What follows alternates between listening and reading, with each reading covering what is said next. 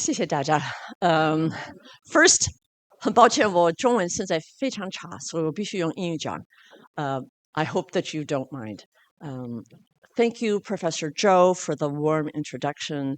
Thank you to National Taiwan University of Education and to the organizing committee for this wonderful privilege to be part of the conversation with all of you about teacher education.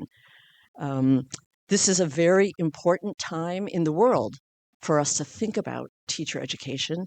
It is a time when we are clearly experiencing a great deal of stress, a great deal of uncertainty, and it is therefore a good time for us to come together, to be in conversation.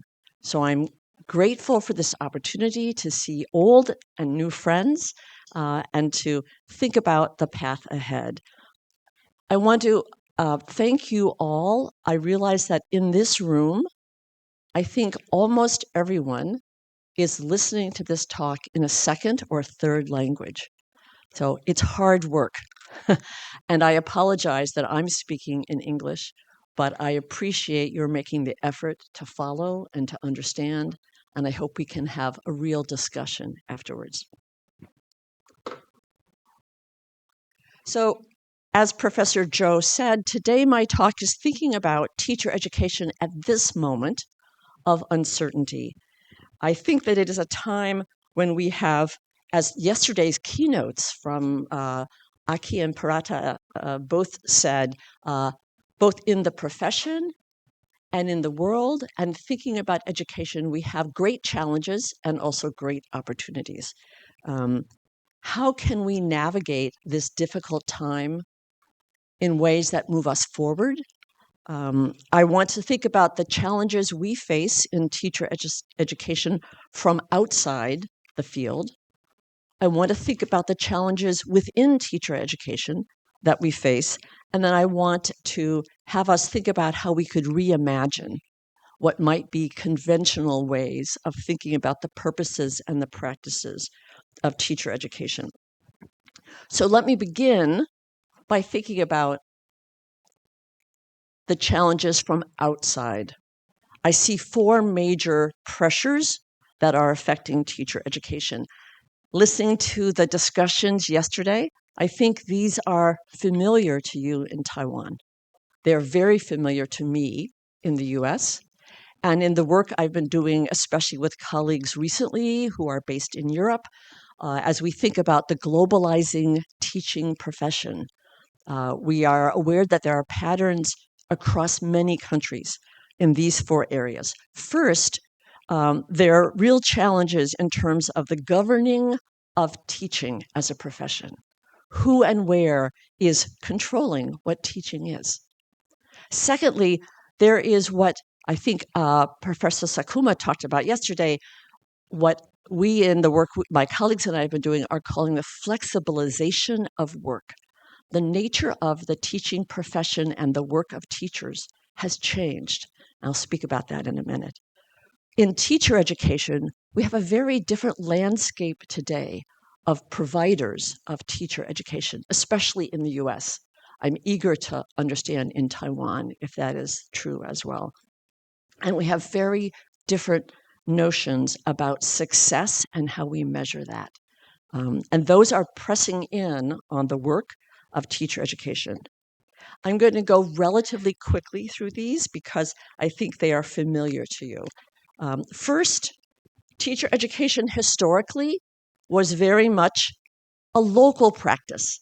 This is a normal school from the US decades ago. The people who went were from the community.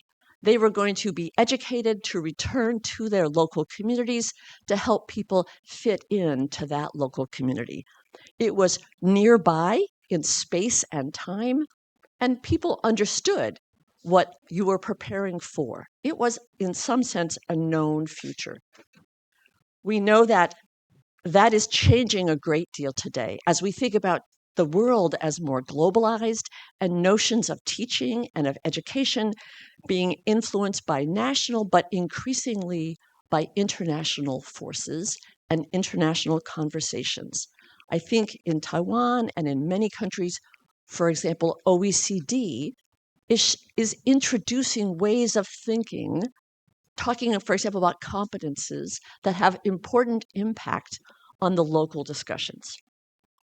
So that's one of the challenges from outside, as the decisions about, the discussions about teaching and teacher education have shifted from being a local conversation to a global conversation.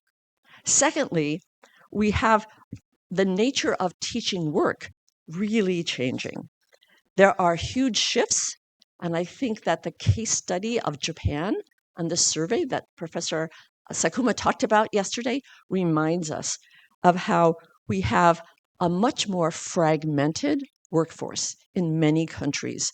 We heard that in Japan. It is very much the case in the US and in many countries. And there are worldwide pressures to think about hiring more temporary teachers, often called contract teachers, not tenure stream teachers. Entering teaching in different routes, not necessarily through an undergraduate teacher preparation program, like at National Taiwan University of Education or at my university, Michigan State University, but having alternate routes where a teacher can become a teacher much faster, very quickly, with a very different, quite limited preparation. And as a result, we also see that teaching is no longer a lifetime career in many places.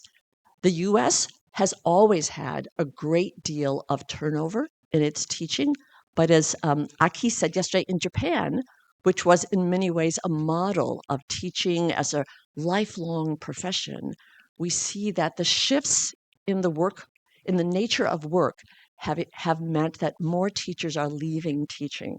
In the US, these are stark changes where we see more teachers coming, staying a briefer time with less preparation.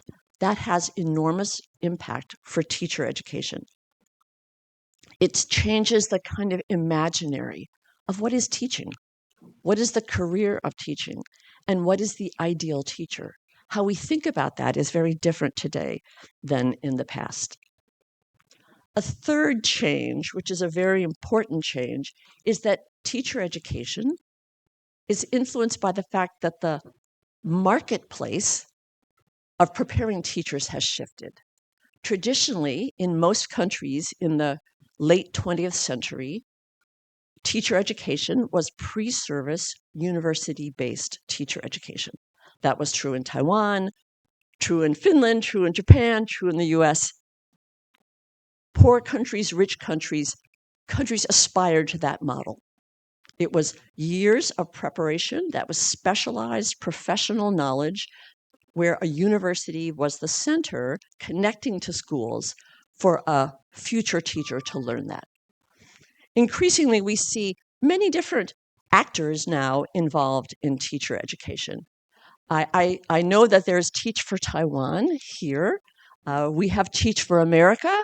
There's Teach for All in all those countries with the dots on the map. That is one of the most visible models of an alternative. We know how to do teacher education. You universities don't really know what you're doing.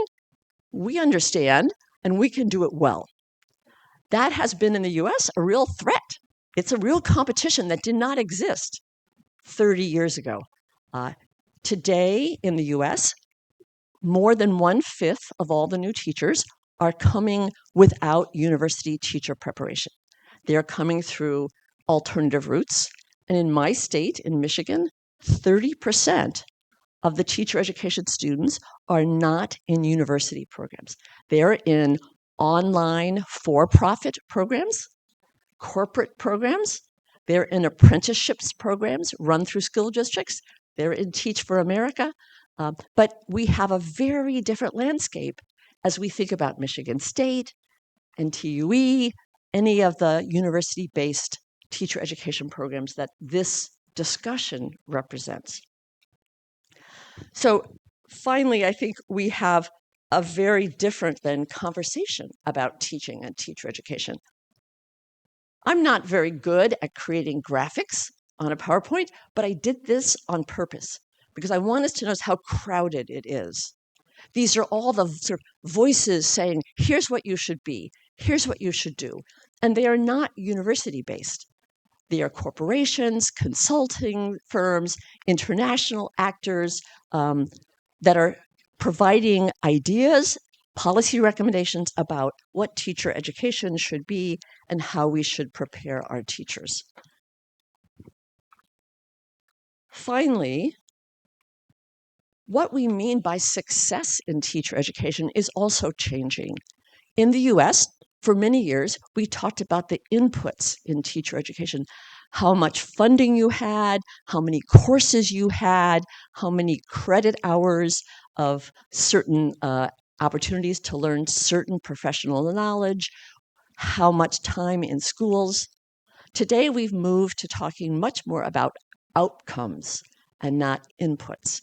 And we have in the US many more assessments of the quality of the outputs of teacher education and the outcomes of teacher education. Often those are done in large standardized assessments, and teacher educators within higher education often find this very challenging to rethink their courses in ways that support students for those kinds of assessments, where we may think the assessments might not be measuring the most important aspects of teacher education.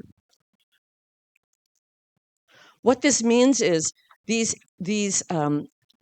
external challenges have created a teacher education situation where we have much more competition, much more vulnerability and uncertainty. We have to have much more accountability. We have to make transparent what we do to policy people, to lay people, and we have to listen to and be in dialogue with more stakeholders, not only teacher educators, not only policy people from the Ministry of Education, but business people, corporations, international groups, and so on. Teacher education has become now a very different enterprise. I would say that this has reshaped the profession of teaching, as well as both the provision and the nature of teacher education.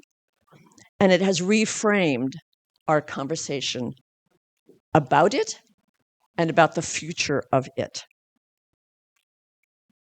The danger, though, is that that conversation often leaves out teachers and teacher education. I love this picture. I often use it in conversations because it is from the International Summit on the Teaching Profession, a global important forum.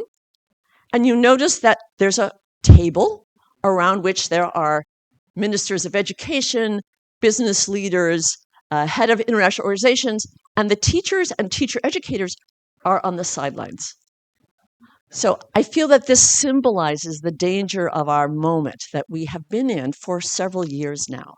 How do we make sure that teachers and teacher educators are not on the margins, but are central to the discussion? And that's why this conference feels very exciting. It is very important that not just in our own countries, but across countries, we have conversations among teacher educators with our peers. So given this context, what does this mean about where teacher education is headed? Certainly today, teacher education in the US and in many countries is no longer so local. It doesn't necessarily occur face-to-face. We have much more online, very different notion of how we prepare a teacher. There is less autonomy in many countries that teacher education colleges, faculty, institutions can have. And there are important demographic shifts, social changes, policy, political, economic pressures that are affecting higher education institutions, teacher educators, schools, future teachers, and researchers. Yesterday, I was very taken that in Aki's talk, she used the word monster parents. My colleague, Dr. Huang, next to me, used the phrase dinosaur parents. In the US, we would use the phrase helicopter parents. But there's a sense that these external people, people who do not live and work in the school, are really influencing teaching and influence as teacher educators how we prepare our future teachers. But that's only one of the big shifts, but it's a very important one, and it's affecting the satisfaction of teachers, the sense of new teachers, whether or not they are prepared. So in the US, we've had critiques of teacher education for years.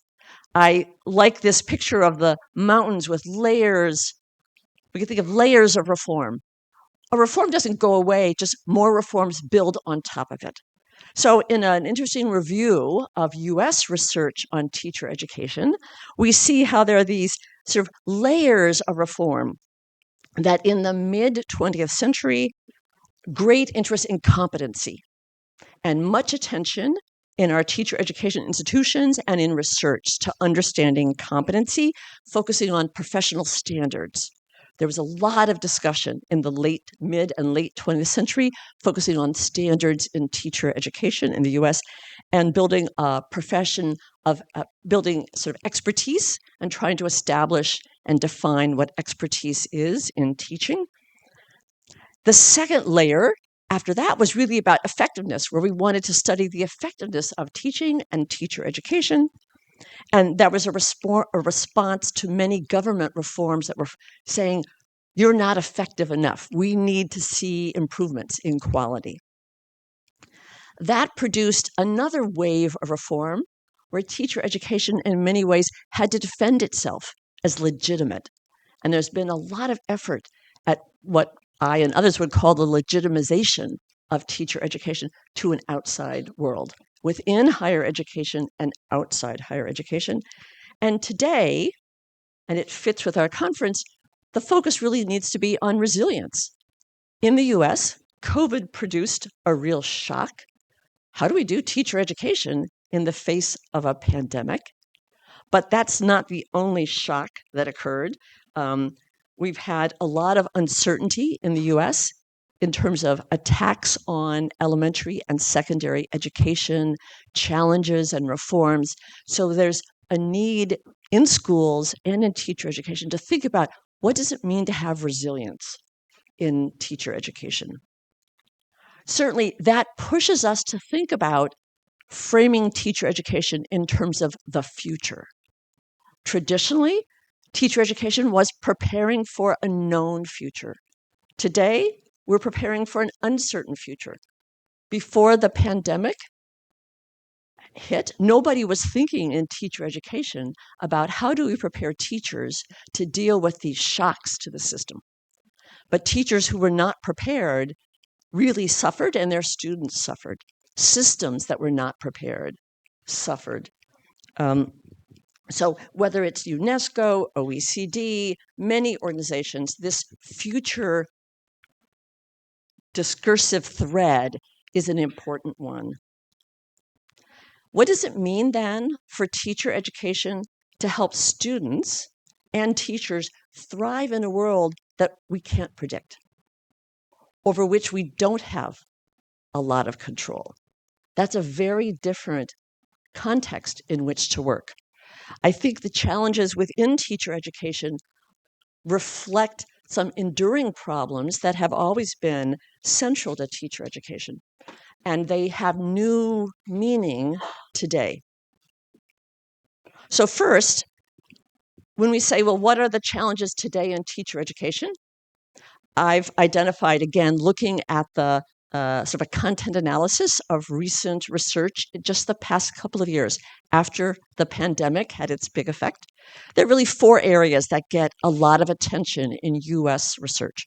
1, control of teacher education. Who makes the decisions and how? Secondly, AI. And I think we have a lot to learn from you, but it's a hot topic everywhere, I think, in the world. Social justice remains. It has become a much more prominent discussion in the US, and it is a contentious one.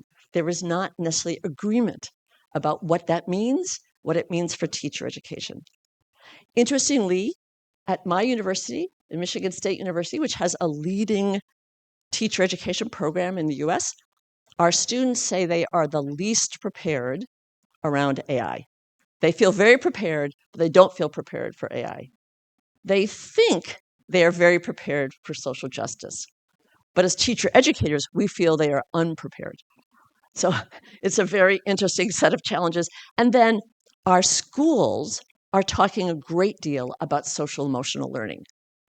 But teacher education isn't.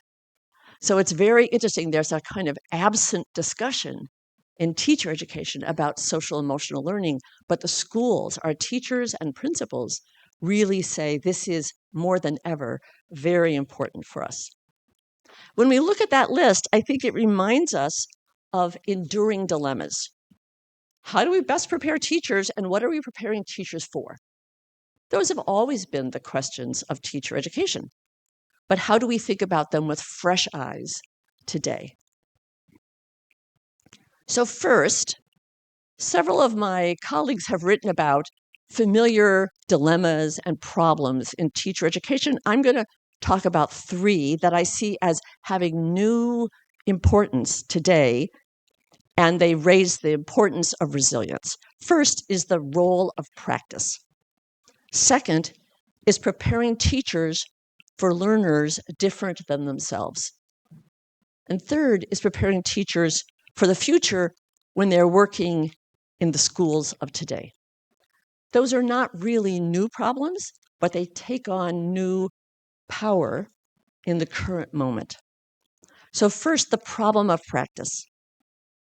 We need to remember that teacher education is really not about preparing a teacher. It is about preparing teaching, and a teacher who is prepared to engage in a practice that we call teaching.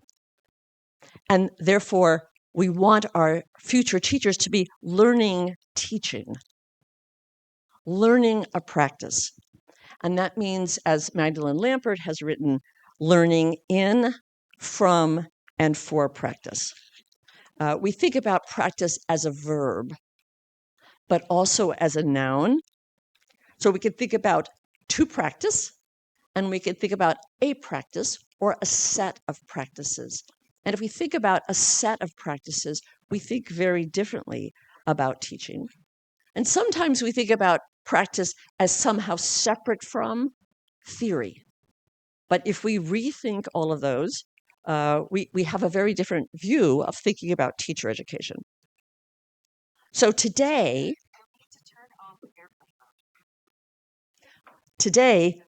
I would say we have new visions of practice in many teacher education reforms within the US. One is much more practice-based teacher education throughout the curriculum, not only at the end of the student's preparation, not only in the final practice teaching, but throughout, and how to embed practice at the heart of teaching without losing the university role. In the past, often practice-based just meant more time in schools, and the university stepped away. How do we really work together? Secondly, another approach, a related approach, is to think very differently about rehearsing. Not rehearsing scripts, not rehearsing a technique, but rehearsing a practice that involves thinking, that involves commitments, that involves habits of mind. So one important aspect of this in many teacher education programs flows from the work of colleagues who've looked at teacher noticing. There's research that says the skilled teacher notices student learning, notices things in the classroom. How do teachers learn to notice? In our traditional teacher education classes, we don't talk about noticing. We talk about learning goals, we talk about curriculum, we talk about pedagogical moves. But a teacher's habit of practice means that they have to be able to read the classroom in the moment and then respond.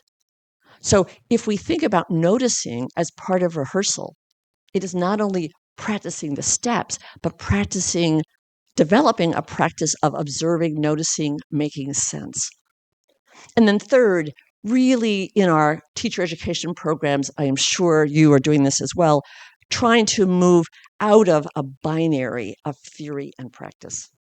Traditionally, teacher education too often, even today, has theory at the university and then practice in the schools. And all the research says that our future teachers go to the schools and they go, oh, you have no knowledge of what I need.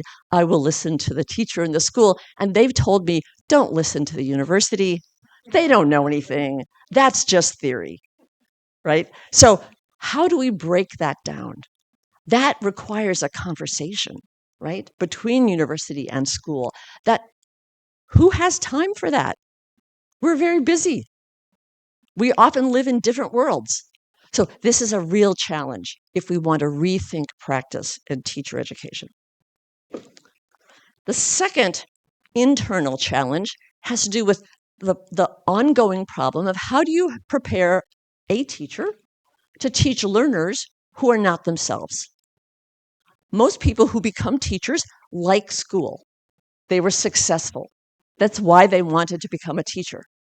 They're going to be in a classroom with children who might not like school, who might not learn the way they learn. They might not look like them. They might not speak the same home language. Their thought processes may not be the same. So how do we help pre-service teachers who are young, who have limited experience?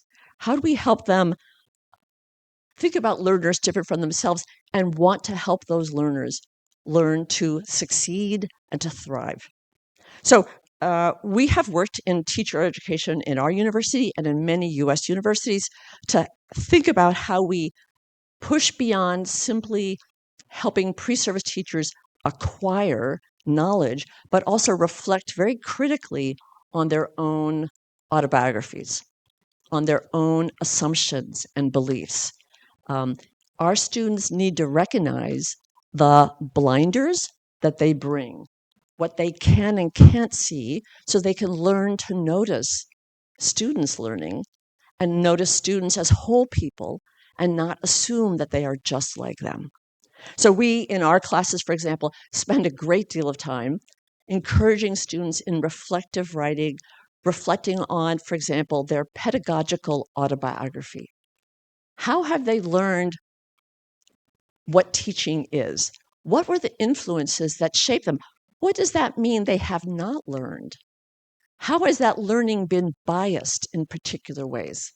So we often, in our program, we have an essay that students write early in their program, and they revisit that over several years, bringing their new knowledge and new experience to rethink that, trying to get them to challenge their assumptions, their beliefs, their values, as well as develop new knowledge. Secondly, we really recognize that our students, if they're going to teach learners different from themselves, have to be able to conceptualize diversity in the broadest of ways. And I think the neurosciences have had an important role right now in U.S. teacher education, helping us think about neurodiversity. But in addition, we have to think about, diversity of language. We have to bring in sociological. We have to bring in understandings of race, of gender and sexual identity and sexual orientation. We have to think about the contributions of many different lenses to understand diversity. This is often very challenging, again, for our young students whose experience of diversity is limited by their own experience. It makes for challenging classes in teacher education. And right now in the US, because of our national government, there's a lot of attack on that, saying this is unneeded, it's counterproductive. I think teacher education in the US is pushing back and says, no, it's vital. If our teachers don't recognize the greater diversity, they will be unable to help learners and see them as bringing strengths. So to do that, we want to educate our teachers for diversity. In the old days, we would have one course, education and diversity, or multicultural education. Today, in many universities, including mine, there's a thread through all of our program, all the courses that focus on diversity. So whether this is a educational psychology focused class, a social foundations class, a teaching methods class, learning how to write a lesson plan. Diversity is a piece of that. But that requires a lot of work on the part of teacher educators to also learn, because many of our teacher educators don't come with that background to understand that. So we have, in that effort, there is a decentering of subject matter knowledge, not removing its importance, but it is not the sole important topic. There's much more effort at community-engaged teacher education. We work with not just schools, but community organizations. We are having our students in the field, in communities, from the very beginning of their time in teacher education. We want our students to develop an assets framework. That is, seeing future students' strengths, not just what they miss, what they lack. That's very difficult to actually develop. We know that our students often tell us what we want to hear in our teacher education classes. We ask them on an exam or a paper to write about student diversity, and they say wonderful things, but they don't necessarily really believe those things. They don't really take on those ideas. So how do we help our students develop a different framework? And we want to think of social justice as a thread throughout the course, and not just as throughout the program of 4 years, and not just as a course. Now, the third problem, that is a familiar problem, is how do you help teachers learn to teach for a future, but in a school that may still be very traditional, in a society that may still have lots of ongoing familiar problems? We know this was the typhoon that hit Taiwan not long ago, right?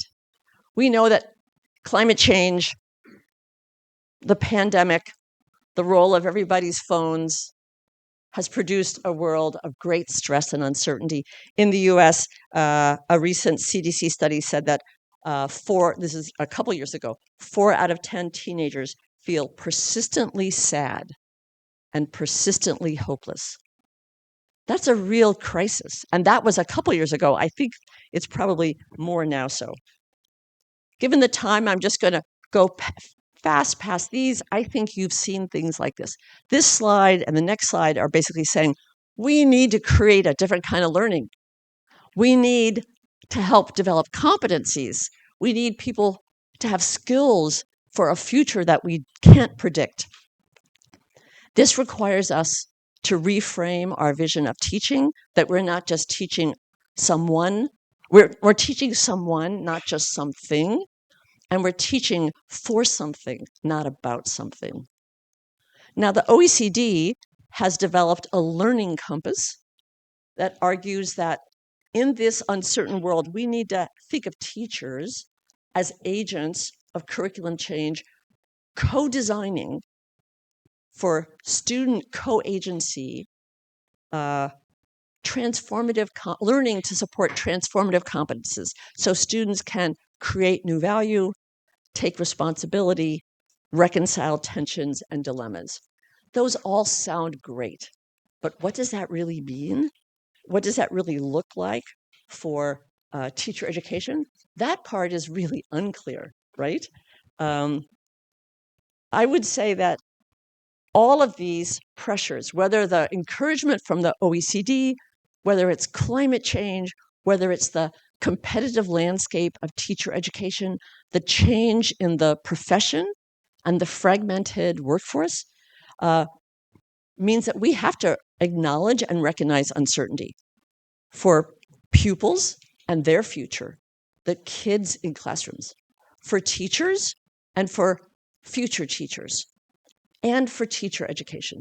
We cannot continue to just do what we've done and add on. That set of mountains, we can't just have more layers put on.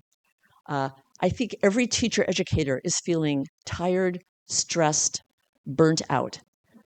We're being asked to do more with less, maybe like the teachers in Japan. So we need to rethink teacher education for uncertainty, where we are helping our students design and construct learning environments for transformative learning, for all students to develop global and transformative competences. These are really great words. Again, the hard part is how do you make it happen? I think that we know that traditional teacher education has sort of content of a certain kind, a pedagogy focused on best practices, and the participants, this teacher education student is the learner, the university is the expert, we send the students to the school. A future-oriented has a very different set of notions about content. Certainly subject area knowledge is important, but a range of competencies that also involve values and knowledge and beliefs, a pedagogy that involves co-agency, and thinking of participants as students bringing assets, our teacher education students co-constructing, schools as sites for learning, not just practice, and families and communities as co-constructors of teacher education. To do this, I think we need resilience. Resilience that helps us successfully adapt to difficult and challenging life experiences. And I think we need that in teacher education for our students, but also for teacher educators. And that requires us putting more attention on social emotional learning, including for teacher educators, for partnerships as assets and a resource, and thinking about what teacher educators need to be able to do this, that we as teacher educators need also to be learning. So again, I think in time I'll stop, but you may have seen this graphic about social emotional learning and the different dimensions of it. I'm happy to go back and talk about that more at the discussion if you'd like. I'm intrigued, as I was helping lead a working group on this for OECD, we talked about the key attitudes and values teachers need, and I think we could think about this as teacher educators. And this list has many qualities that I think you'd say are important, and we try to support that for our students. I hope we support it for our faculty. But we also thought of these, like tolerance for ambiguity, willingness to take risks, bravery. I don't know how many teacher education programs encourage bravery. I don't know how many teacher education programs and the assessments we use of quality focus on appreciating the willingness to take risks, the ability to fail, and to learn through failure, and commitment to collaboration, not just with other teacher educators, but with students and communities. How can teacher education work in and for uncertainty? How can we have resilience? I think it requires us to reimagine what we are actually preparing people for. We have to revise how we're thinking about where teacher education occurs. And we have to rethink who the teacher educator is. I think this exposes then some gaps in the research. And so I invite us to think about, to understand those things, we need research on teacher educators. We need research on pedagogy in uncertainty. And we need to think about the infrastructure that is needed to support teacher educators to do this work. We work in an ecosystem. If our assessment of faculty, if our budgeting of programs continues the way it is, we will not value bravery. We will not value risk-taking. We will not value innovation, and we will not think about the whole person, the teacher educator, the teacher education students, or their pupils. So thank you so much. I appreciate this chance to talk with you.